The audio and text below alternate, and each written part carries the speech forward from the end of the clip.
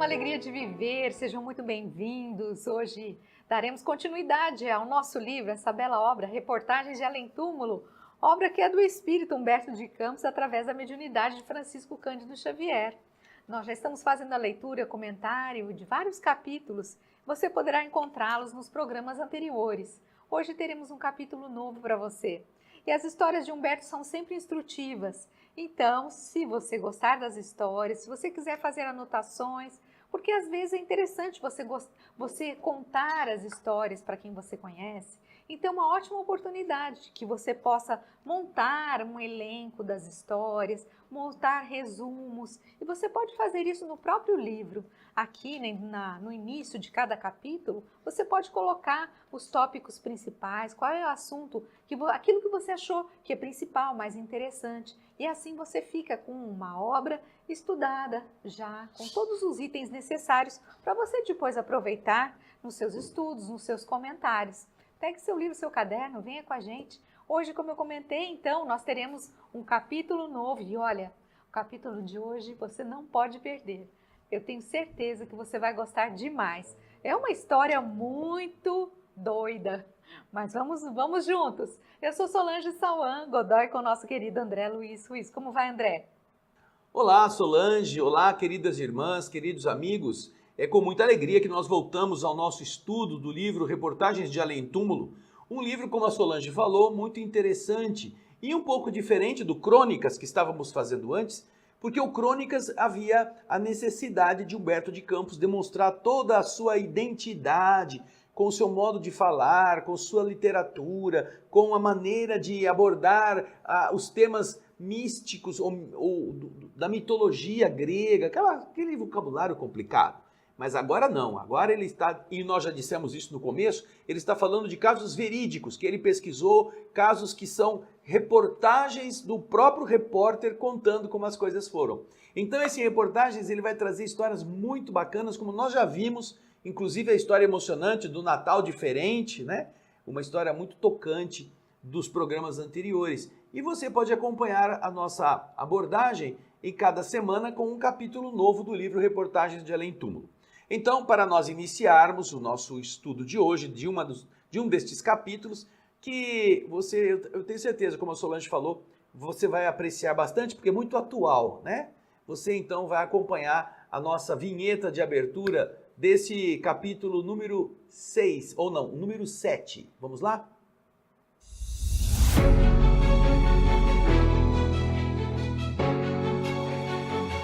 Reportagens de Além-Túmulo.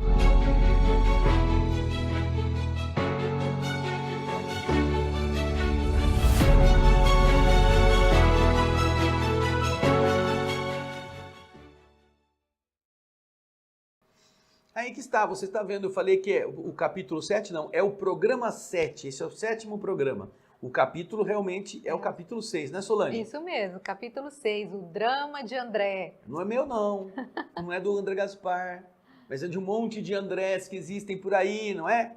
Um monte de gente que vai fazer a passar por essa situação por ter feito o que o André também fez, né? É. Vamos lá? Vamos lá. Vamos começar então o primeiro slide, você vai ver aí com as informações do livro, o capítulo, né? As imagens do Chico e do Humberto de Campos. E o capítulo 6, o drama de André. Vamos lá? Falava-se entre nós dos problemas da educação com liberdade irrestrita, quando um dedicado servo do Evangelho observou com justiça. Veja só, ele está contando que estavam conversando sobre os temas da educação. Como se deve educar, se a educação deve ser livre, ou se deve deixar o indivíduo educar-se por si mesmo, ou os limites da educação. E quando eles estavam conversando sobre isso, um dos trabalhadores que estava na rodinha veio para enriquecer o diálogo dizendo o seguinte: crianças sem disciplina e jovens sem orientação sadia constituem o germen dos imensos desastres humanos. Uma verdade sem nenhuma dúvida. Crianças sem disciplina e jovens sem orientação. A civilização e o Estado podem apresentar os seus prejuízos. Eles têm problemas, visto serem organizações ainda em aperfeiçoamento nas mãos dos homens imperfeitos. Contudo, apesar disso, sem a sua influência, sem a influência da civilização, do Estado organizador, reverteriam os seres humanos à animalidade anterior, ao ser humano bruto. Assim acontece quanto ao lar e à educação doméstica. Se na sociedade, se não houvesse organização, a sociedade voltaria a ser um conjunto tribal. Na família, a mesma coisa. Assim aconteceria se o lar e a educação doméstica não existissem. A família tem o seu quadro de lutas ásperas. Entretanto, se lhe retirarmos o aparelhamento, se deixarmos de dar à família aquilo que ela realmente é, tudo voltará às tribos sanguinárias dos tempos primitivos. Veja só que conceito tão atual que nós estamos vendo Humberto de Campos nos trazer na data em que, em 1943, esse livro aqui veio a lume. Acho que foi 43 ou 48, não sei. Tá aí na abertura do livro. Então você percebe que este modo de tratar, 42, imaginem, 42, já estão falando da importância da família no processo educacional dos filhos, para gerar uma sociedade mais equilibrada. Continua então a conversa. Todavia, há quem coloque esse problema em plano secundário, retrucou um amigo. A educação com os instintos emancipados tem os seus adeptos fervorosos, mesmo nos círculos do espiritismo. Não podemos. Tem gente que defende que as crianças têm que crescer por elas mesmas, que cada um carrega o seu cabedal, que eles vão ter que aprender sozinhos. Isso é uma coisa de liberdade. Inclusive, no movimento espírita existem aqueles que defendem isso. É importante, as crianças devem ter seus instintos emancipados. Liberados. Então você vê, né, que o outro amigo que está conversando está dizendo, né, a gente vê inclusive na doutrina espírita alguns se opondo a esse processo de educação dentro de casa, na família, na religiosidade, na maneira de educar com princípios, com valores. Eles devem deixar para eles decidirem o que eles querem ser quando forem grandes. Né? Essa falinha, né, meio construtivista, contemporânea, né, da atualidade. Mas o que o espírito que estava falando responde a ele? Vamos ver? Menos na esfera do espiritismo cristão, disse o mentor. Porque pode ter outros espiritismos, mas se é um espiritismo com o Cristo, isso não deve acontecer. Nas atividades meramente fenomênicas, aquelas que acontecem quando os médiuns se manifestam, quando as instituições espíritas só se preocupam com os fenômenos, sem qualquer propósito religioso, nós encontramos companheiros obcecados por essa ilusão de deixar os instintos eles mesmos seguirem seu curso. Empolgados pela luz e pela liberalidade da doutrina consoladora, sem aderirem aos sentimentos de Jesus, costumam andar embriagados nos enganos brilhantes. Eles costumam andar embriagados nessas coisas, desses novidadeirismos que surgem por aí. Forma bonita de falar do Humberto, hein? Costumam andar embriagados nos enganos brilhantes. Então, vamos em enganos frente. brilhantes. Para muita gente adepta dessa, vamos deixar a liberdade educar as pessoas, inclusive em algumas casas de oração da doutrina espírita, isso é uma armadilha. Isso não é espiritismo cristão. Isso pode ser espiritismo de algum jeito, mas não tem a orientação necessária que o evangelho nos dá. Até porque quem renasce numa família carrega defeitos, vícios de outras vidas. E a família tem a função de ajudar esses defeitos e vícios a serem diminuídos, coibidos. Se você não faz nada, é como você deixar um terreno entregue ao acaso, sem ninguém podar, sem ninguém cuidar, e esperar que nasça uma roseira, que nasçam frutos sazonados, frutos deliciosos. Quando você vai se dar conta, é um matagal puro, só com bicho, com formiga, com carrapicho, só isso que nasce. Né? É assim que funciona. Mas vamos continuar a ver o que o Espírito está explicando. Não percebem os perigos amargos que lhes sitiam a vida.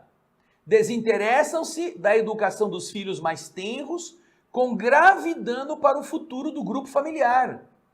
No entanto, bastariam ligeiras considerações para o reconhecimento desse erro clamoroso. Ora, por que Deus confiaria determinados filhos a esta ou a aquelas organizações paternas, se não fosse necessária semelhante ajuda, semelhante cooperação no mecanismo da iluminação ou do resgate? O Eterno proporciona o doce licor do esquecimento às almas culpadas ou oprimidas, e mandou que se criassem os períodos da infância e da juventude na terra, a fim de que os senhores do lar se valham do ensejo para a divina semeadura da bondade e do amor, visando ao trabalho da consciência retilínea do porvir. Ou seja, Deus dá essa oportunidade do filho, quando se tem um filho, dele passar pela infância, pela adolescência, para que eles possam ser lapidados pelos pais. Essa oportunidade justifica a existência de pai e mãe. Imagina se o filho nascesse no muro. Ah, apareceu ali que nem a gente vê nascer samambaia, né? Brotou do muro. Não tem quem é responsável, não tem quem fez a criança e ele vai ter que viver, né, ao sabor da natureza. Mas não, o filho não brota do muro. Ele sai da união de dois seres que se querem. E estes seres se tornam responsáveis, até mesmo porque sentem isto no instinto paternal e no instinto maternal de velar por aquela criatura que agora depende deles. Por que Deus teria feito isso? Carregando os defeitos, os vícios de outra vida, para eles poderem agora receber iluminação, ou seja, conhecimento, orientação, novos valores, e ao mesmo tempo para corrigir os defeitos, os vincos que cada um de nós carrega de uma encarnação para outra. Continuamos no texto. Para que serviriam, de outro modo, os pais humanos se abdicassem a posição de sentinelas? Para que serviriam eles? Entregando os filhos às tendências inferiores do passado, de ontem. Não seria condenar o instituto doméstico a um lugar de prazer vicioso? Não prestaria para nada se não fosse para educar as crianças. Apenas para comer e engordar seria a mesma coisa que um suíno no chiqueiro? Tais interrogações, diz Humberto de Campos, ficavam no ar. Ninguém se atrevia a intervir no assunto, quando o nosso amigo tecia comentários tão fascinantes. Observando as nossas disposições mais íntimas, esse generoso instrutor continuou dizendo: aludindo à cegueira de alguns dos nossos irmãos do mundo, tenho um caso doloroso em minhas relações pessoais. A pequena assembleia colocou-se à escuta, evidenciando justificado interesse. E ele disse, esse devoto do Cristo disse, no fim do século passado, quando os ideais espiritistas estavam se alastrando no país, em um modesto vilarejo do norte, um negociante honesto foi dos primeiros a demonstrar simpatia pelos princípios novos. André fora rubro seguidor do positivismo e, ainda sob sua influenciação, penetrou os umbrais da doutrina, intoxicado por fortes ilusões no terreno da filosofia transcendente. O positivismo é uma escola filosófica que fala da ordem, do progresso. Aliás, a nossa bandeira tem um lema positivista da sua época. Então, essa maneira de ver o mundo influenciou muita gente naquele período do positivismo de Augusto Comte. E ele havia vivido, você viu lá no texto, falando, ele era um rubro seguidor. Ele era um seguidor assim, entranhado, vermelho, né? Tava sanguíneo. E ele entrou no caminho da doutrina espírita ainda intoxicado por essas fortes ilusões da filosofia do positivismo. Bom discutidor, comentava sempre a vasta situação do mundo, tecendo referências elogiosas, encomiásticas à virtude, à fraternidade e à liberdade, que eram princípios do positivismo. Sua inteligência não era um diamante lapidado nos bancos acadêmicos. Entretanto, apresentava em suas características a espontaneidade e a sutileza que assinalam o caboclo brasileiro. Não era rico, mas sua casa era farta e feliz. As remunerações eventuais do comércio ofereciam-lhe vantagens suficientes. Dois filhos pequenos, enriqueciam o seu lar.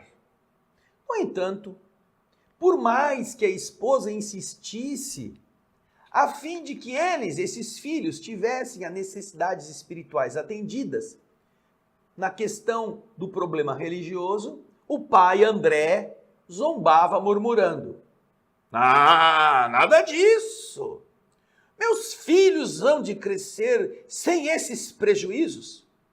Eu quero vê-los distantes dos preconceitos dogmáticos de todos os tempos. Problemas religiosos cheiram a catecismo. Por acaso você ignora que esses enganos já foram relegados aos clérigos caducos?" Diz ele à esposa. Sim, explicava a companheira sem irritação.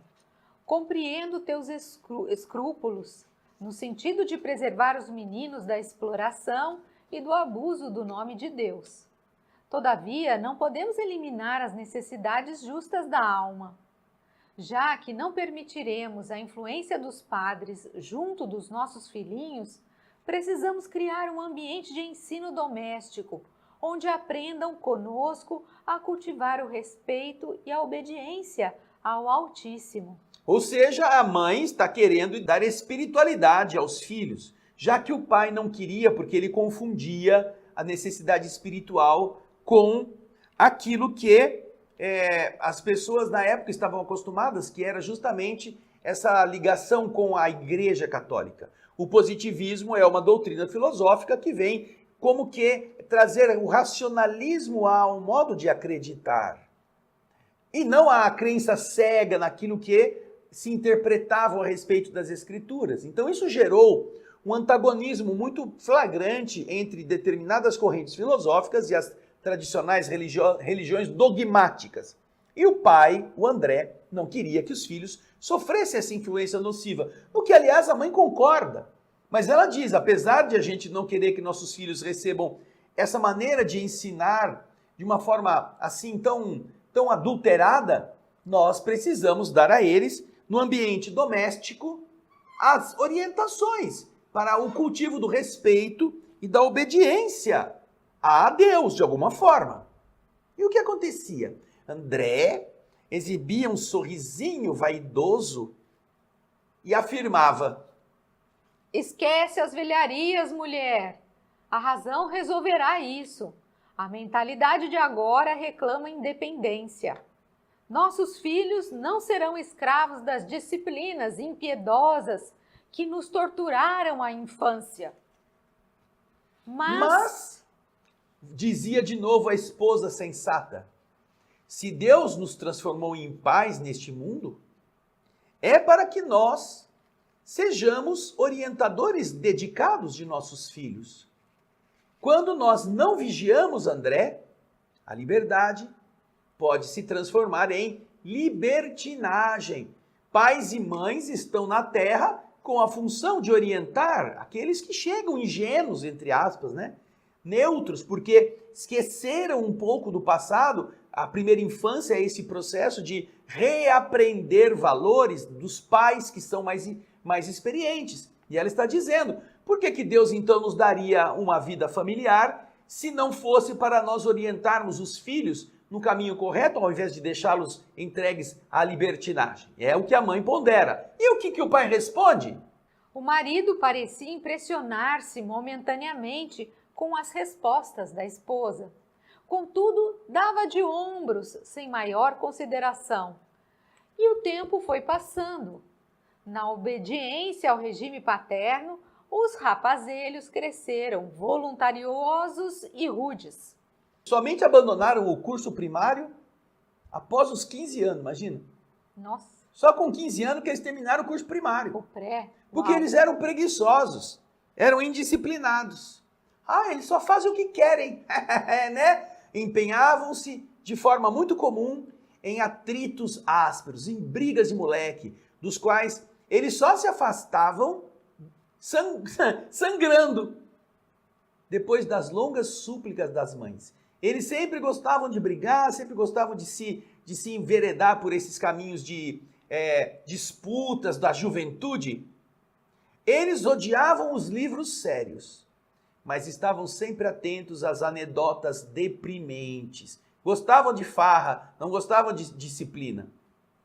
Por essa época, o genitor começou a entender as dificuldades da situação, lamentando a leviandade de outros tempos, quando descurara a educação religiosa e moral dos filhos que Deus lhe havia confiado.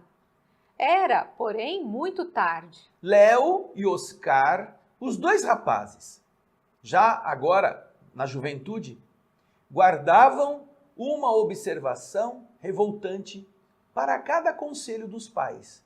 Eles, para cada coisa que os pais diziam, eles davam ridículo.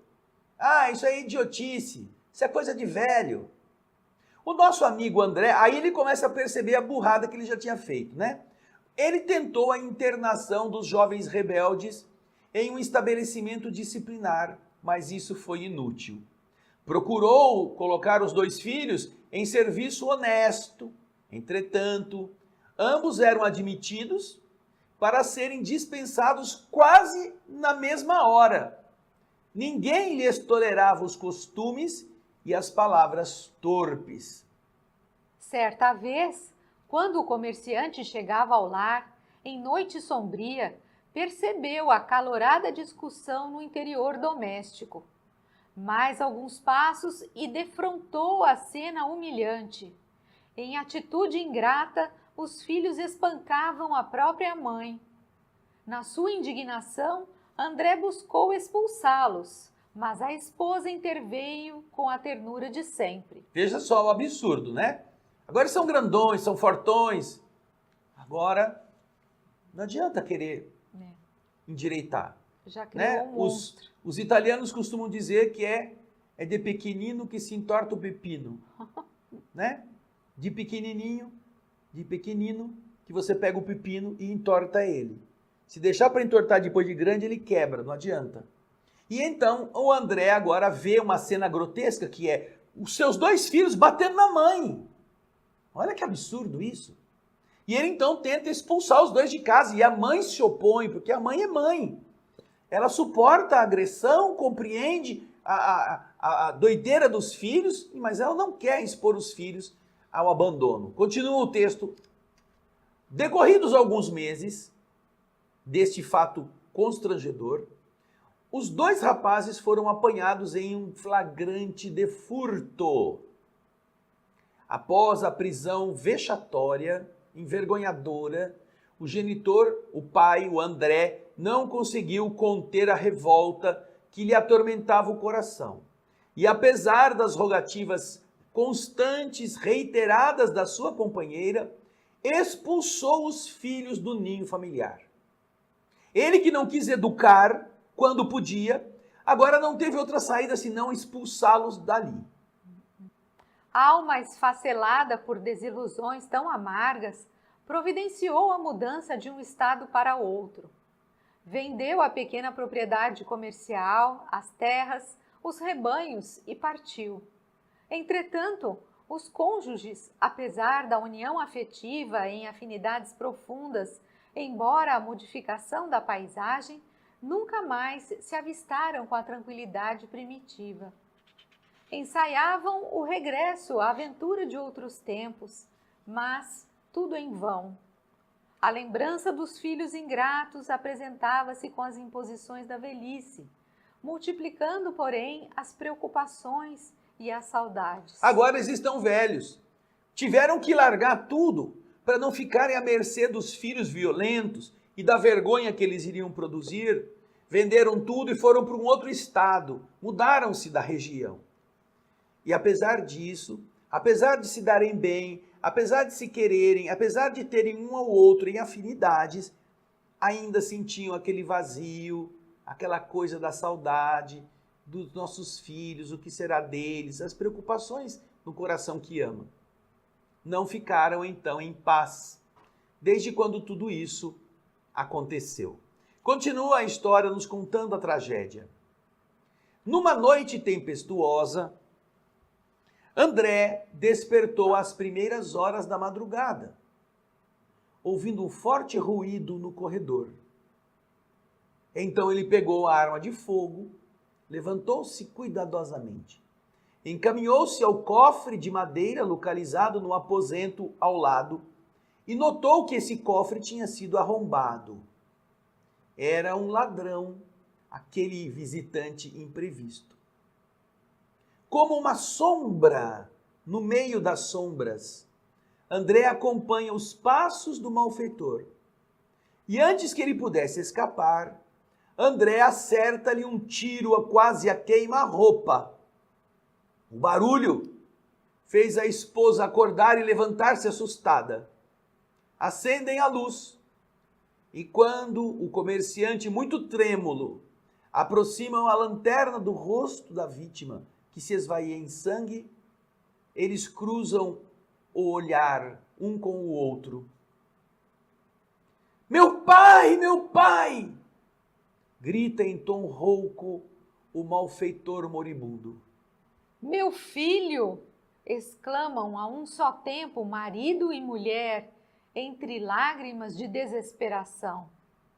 Era Oscar, que, ignorando a nova moradia, o novo lugar em que moravam seus pais, atacara a residência nos seus antigos hábitos de ladroagem, de pilhagem.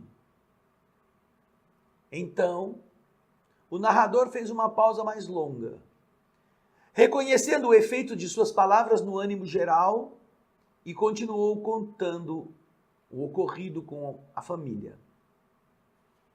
É fácil imaginar a tragédia que se seguiu. O casal não teve coragem de revelar à polícia a verdadeira condição da vítima, entregando-se André à ação judicial, quase imbecilizado na sua dor. Sua causa, porém, era simpática. A energia de que dera testemunho livrara o vilarejo de um bandido comum. Ou seja, o cara estava já ali assombrando a comunidade há muito tempo, já estava lá roubando aqui, roubando lá, e ninguém fazia nada. E nessa noite, sem que ninguém soubesse que aquele cara que foi assassinado era filho do assassino ou do homem que o matou, o André não pôde contar para ninguém que era filho dele. Foi para a delegacia, suportou a ação judicial, porém a sociedade se via livre daquele estorvo, daquele homem bruto, que era o filho dele que ele havia atirado para matar. Continua nos contando aqui a história. Enquanto o povo o aplaudia por ter sido o herói que salvou a comunidade daquele bandido comum, ele, André, o negociante, chorava angustiado. E antes de regressar da prisão, aconteceu o que seria de esperar. A pobre mãe, ralada pelo infortúnio extremo, entregou a alma a Deus, assistida pelas dedicações da vizinhança. A mãe não suportou ter perdido o filho pelo balaço do próprio pai, que depois fora preso e ficar isolado como o responsável pela morte. Ela, então, não suportando esta dor, acaba devolvendo a vida ao Criador. Morre com a ajuda daqueles que estão ao lado, que cuidam dela, até o último instante, a vizinhança. Sobra, então, somente o André. O nosso amigo estava agora sem ninguém. Quanto maiores eram as esperanças de liberdade em futuro próximo, mais lastimava a própria dor. Por fim, saiu da cadeia pública, aplaudido pela simpatia popular como o herói. André, no entanto, permanecia inerte e derrotado. Vendeu tudo quanto ele possuía, a fim de pagar as custas da justiça que o absolvera. E então tornou a partir daquela cidade sem destino. Velho, cansado, sozinho, não se sentiu bastante forte para recomeçar a luta. Noites ao relento, dias de fome, roupa em frangalhos, e lá se ia, de aldeia em aldeia, vivendo da caridade comum. Parecia idiota, incapaz de qualquer reação. O tempo incumbiu-se de completar a sua feição de mendigo. Larga bolsa de couro que ele carregava à cintura, rosto ossudo, aquela cara de cansado, de desgastado, um cajado grosseiro para os caminhos ásperos, prosseguia ele, sem destino ou pouso certo, recorrendo à generosidade dos populares, daqueles que moravam pelos caminhos. Os anos rolavam para seu coração em amargoso silêncio, quando, no fim de uma chuva muito forte, o mísero velhinho se aproximou de um rio transbordante. O desventurado necessitava ganhar a outra margem, tentando o abrigo na localidade mais próxima. Um homem corpulento, de traços rudes, convida André, com um gesto mudo, a tomar a canoa, a pequena canoa frágil. O pedinte aceita. O barqueiro desconhecido não cessa de fixar a bolsa, onde André recolhe os vinténs da piedade pública. Enquanto isso, o desventurado ancião pousa os olhos nevoados pela velhice no seu benfeitor, que remava em silêncio. A ternura paterna volta a apresentar-se no semblante sulcado de rugas de André. E ele pensa: ah, se Léo ainda existisse, Léo deveria parecer-se com aquele homem que estava ali remando no barquinho, esquecendo todas as preocupações, para recordar aquele filho que lhe havia expulsado de casa. O desventurado não percebe os movimentos sutis do barqueiro anônimo. Distante da margem, o remador lança um último olhar aos matagais vizinhos, amortalhados na sombra do crepúsculo, e, sentindo-se sem testemunhas, avança para o mendigo miserável, arrebata-lhe a bolsa e atira-lhe o corpo na corrente tranquila, murmurando com ironia: As águas não falam! Vamos, velho imundo! Uma bolsa não te pode salvar a vida. A fala do barqueiro, na verdade, demonstra exatamente a ambição daquele homem que pareceu ser benemérito por levar o pobre do mendigo para o outro lado. Mas o que ele queria era a bolsa. André então compreendeu afinal. Ao ouvir a voz, identificou que aquela voz era do filho desaparecido. Não hesitou. O sentimento de paternidade não o havia enganado e ele grita: Léo, Léo, meu filho! Gritou angustiado. Entretanto, era tarde. Ambos trocaram o supremo olhar com estranha sensação de sofrimento e pavor, mergulhando o velhinho para sempre. Como vem, concluiu o narrador emocionado, André foi indiferente à educação moral dos filhos, esquecendo-se de efetuar a semeadura na infância, a fim de construir-lhes o caráter na juventude. A experiência resultou a ele em frutos bem amargos. Depois de eliminar involuntariamente um deles, acabou assassinado pelo outro. Compreenderam agora o que significa educação com liberdade irrestrita? Perguntou o instrutor. E então termina Humberto seu relato dizendo: a reduzida assembleia permanecia sob penosa comoção e ninguém ousou responder a sua pergunta. Este exemplo representa um fato real, porque desde a introdução deste livro, desde aqui, quando nós fizemos a introdução, Humberto de Campos relata que o que ele está dizendo, cada história representa um caso individual no imenso arquivo das experiências humanas para a compreensão da vida eterna. As reportagens, todas, está escrito aqui, todas as reportagens são reais, apesar de que os nomes estão trocados em obediência à Convenção da Caridade Fraternal. Mas aqui, neste livro, não há ficções nem coincidências.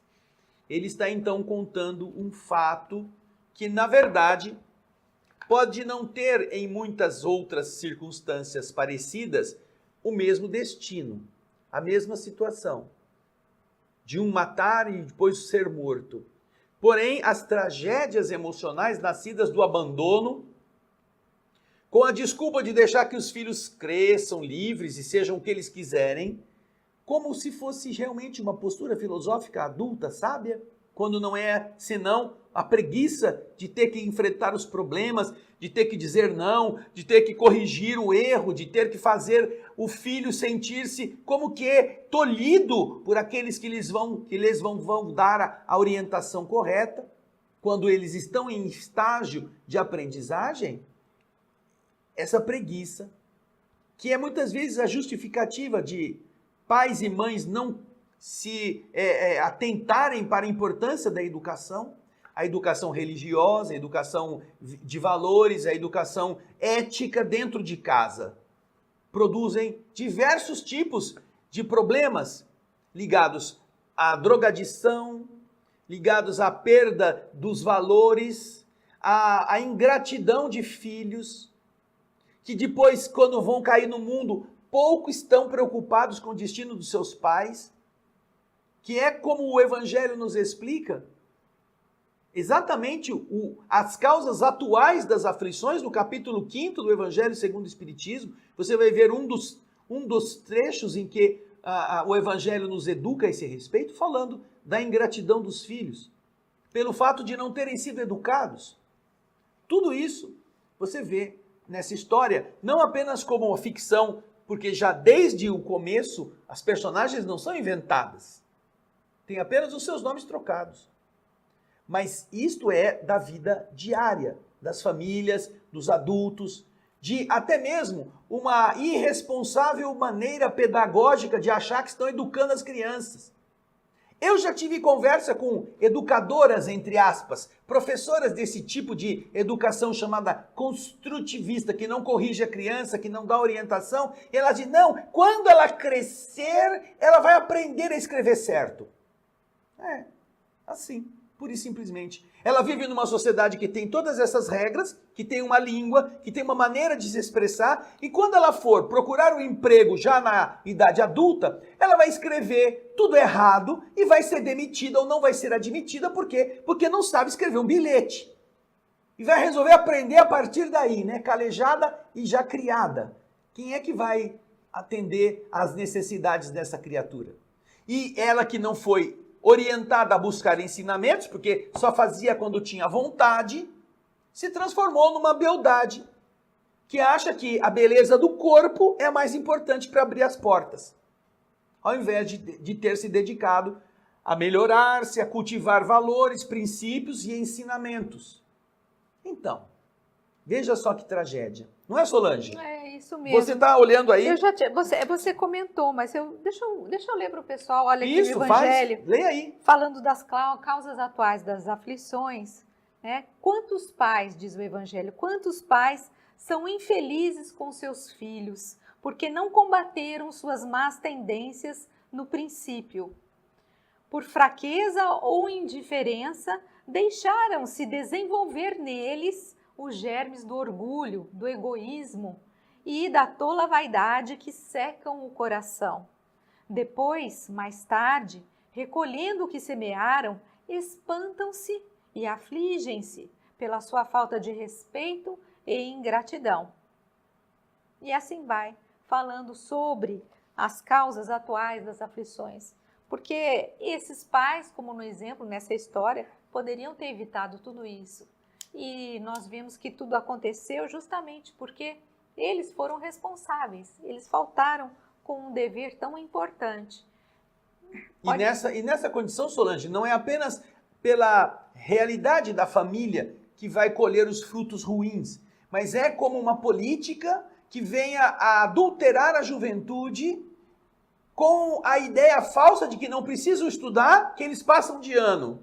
Não precisam trabalhar, que recebem uma bolsa. Eles nunca serão ninguém, porque nunca se sentirão importantes e sempre se sentirão vítimas daqueles que sabem mais, daqueles que estudaram, porque eles querem ter os seus direitos garantidos sem nunca terem merecido.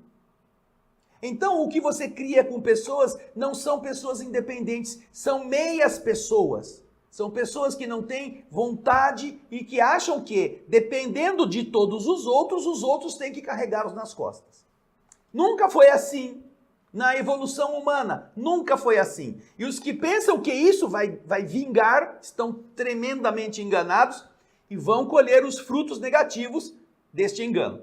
Nós estamos já vendo uma geração de espíritos encarnados sofrendo as consequências já dessas ideologias e dessas né, novos ensinos. E nós estamos já vendo aqui, desde 1942, o espírito Humberto de Campos nos trazendo essa história que hoje é tão adequada e tão real. O politicamente correto, as maneiras tão tolas que fazem as pessoas quererem parecer uma coisa que não são, mas que manipulam a mente dos outros para que deixem o que é certo para buscarem aquilo que de verdade não é correto, né? Pensemos nisso.